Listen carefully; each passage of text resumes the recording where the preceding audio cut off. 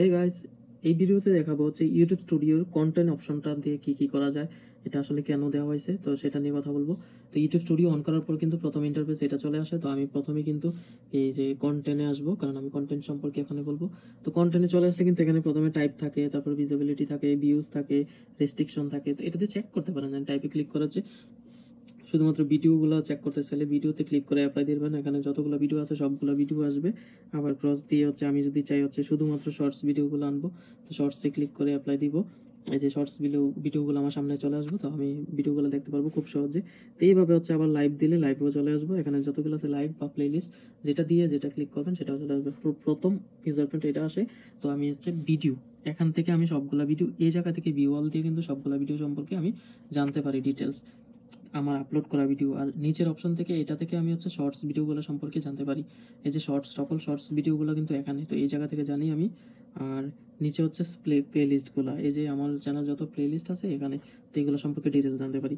তো ওভারঅল কথা হচ্ছে কিন্তু এইগুলাই হচ্ছে কন্টেন্ট ফ্রম। আবার ভিজিবিলিটি, অর্থাৎ আপনি হচ্ছে কতগুলো ভিডিও পাবলিক করছেন, প্রাইভেট করছেন বা আনলিস্টেড করছেন বা স্কেজুয়াল করে রাখছেন, এগুলো সব দেখা যাবে।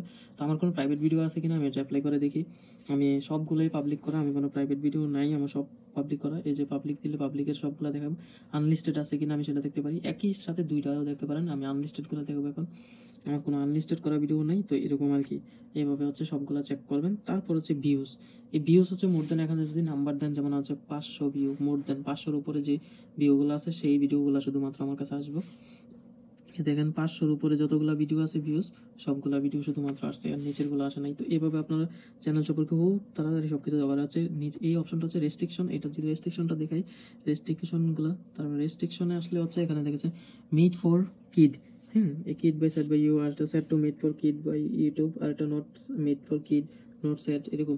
তো এখানে দিয়ে হচ্ছে কোনটা আমি কিডের জন্য ভিডিও বানাইছি আর কোনটা কিডের জন্য না। সে এই যে নট মেড ফর কিড দিলে আমার সবগুলো ভিডিও নট ফর।